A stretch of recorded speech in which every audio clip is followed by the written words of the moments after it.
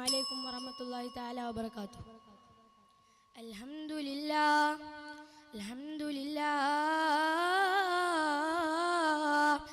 الحمد لله الواحد القهار. الصلاة والسلام على النبي المختار وعلى آله وصحبه أجمعين. أما بعد، بسم الله الرحمن الرحيم. وإذا سألك عبادي عني فإني قريب نجيب دعوة الداعي إذا دعان. സർവാദരണീയരായ ഉസ്താദുമാരെ, എനിക്ക് സമക്ഷം സന്നിഹിതരായ വിദ്യാർത്ഥി സുഹൃത്തുക്കളെ, സമസ്തകൾ കൊണ്ട് സങ്കുചിതമായി സമകാലിക ലോകത്ത് പ്രശ്നങ്ങളുടെ നൂലാമാലകൾ സമൂഹത്തെ വേട്ടയാടിക്കൊണ്ടിരിക്കുമ്പോൾ, വ്യക്തി മനസ്സുകളിൽ നിന്ന് പ്രതീക്ഷ ഉച്ചാടനം ചെയ്യപ്പെട്ട് വിശ്വാസം നഷ്ടപ്പെട്ട സമൂഹം മറ്റു പലരെയും ആശ്രയിച്ചു കൊണ്ടിരിക്കുമ്പോൾ, പ്രാർത്ഥനയാണ് വിശ്വാസിയുടെ ആയുധമെന്ന് സമൂഹത്തെ ബോധ്യപ്പെടുത്തി കൊടുക്കൽ അനിവാര്യമാകും.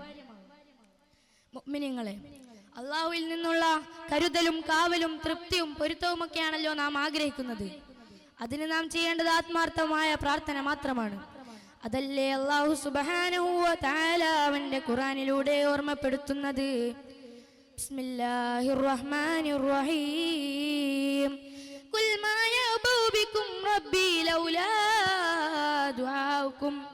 നബിയെ, അങ്ങയുടെ അനുയായികളോട് പറഞ്ഞു കൊടുക്കുക, നിങ്ങൾ അള്ളാഹുവിനോട് പ്രാർത്ഥിക്കുക. നിങ്ങൾ അള്ളാഹുവിനെ പരിഗണിച്ചിട്ടില്ലെങ്കിൽ അള്ളാഹു നിങ്ങളെ എങ്ങനെ പരിഗണിക്കാനാ? നാം ഏത് നിസ്സാര കാര്യവുമാവട്ടെ, നാം ജനങ്ങളോട് ചോദിക്കാൻ മടിക്കുന്ന ഏത് കാര്യവുമാവട്ടെ,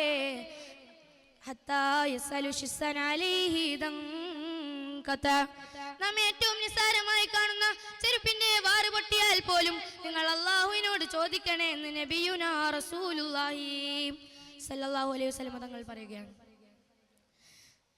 നബി തങ്ങൾ പറയുന്നില്ലേ,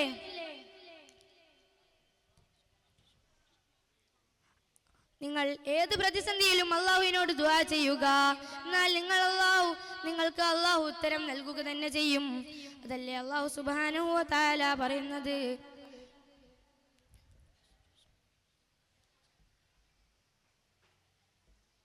അസ്സലാമു അലൈക്കും വറഹ്മത്തുള്ളാഹി വബറകാതുഹു.